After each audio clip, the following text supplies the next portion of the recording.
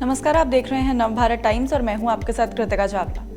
बिहार विधानसभा चुनाव 2025 भले ही अभी दूर है, लेकिन बिहार की राजनीति फीजा पहले से ही गरमाने लगी है। राजनीति में विपक्ष और सत्ता पक्ष दोनों ही अपनी अपनी रणनीतियों पर काम कर रहे हैं और बयानबाजी की आक्रामकता दिन ब दिन बढ़ रही है।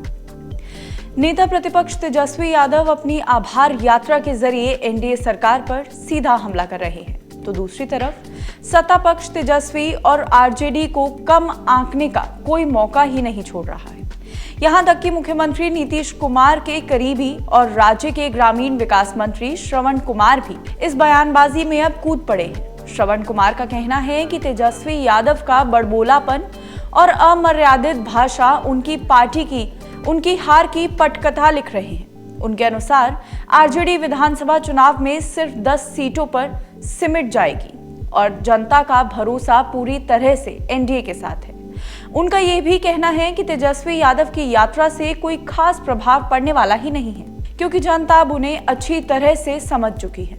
मुख्यमंत्री नीतीश कुमार के नेतृत्व में एनडीए ने अपना चुनावी टारगेट भी तय कर लिया है। नीतीश कुमार ने पहले ही लोकसभा में 40 में से 40 और विधानसभा चुनाव में 243 में से 200 सीटों का लक्ष्य तय कर दिया है। हालांकि कुछ लोगों ने इसे जल्दबाजी में दिया गया बयान कहा है, लेकिन जेडीयू के रणनीतिकारों का मानना है कि ये लक्ष्य तार्किक है।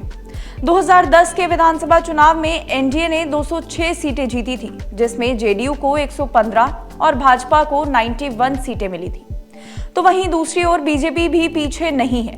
बीजेपी नेता डॉक्टर प्रेम कुमार ने दावा किया था कि एनडीए 2025 के चुनाव में 200 सीटें पार करेगी। उनका तर्क था कि 2024 के लोकसभा चुनावों में एनडीए ने बिहार की 175 विधानसभा सीटों पर बढ़त बनाई थी और इसी ट्रेंड के आधार पर विधानसभा चुनाव में भी बड़ी जीत हासिल की जा सकती है।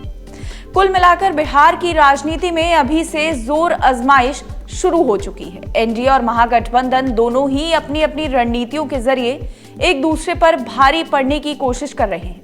2025 का चुनाव दिलचस्प होने वाला है, क्योंकि जहां एनडीए बड़े टारगेट के साथ मैदान में उतरने की तैयारी में है, वहीं तेजस्वी यादव भी अपनी यात्रा से जनता के बीच अपनी पकड़ मजबूत करने की कोशिश में लगे हुए हैं। तो देखते हैं कि इस सियासत जंग में किसकी रणनीति कारगर साबित होती है और बिहार की जनता किसे अपना नेता चुनती है। ऐसे ही देश विदेश की बड़ी खबरों के लिए देखते रहिए नवभारत टाइम्स।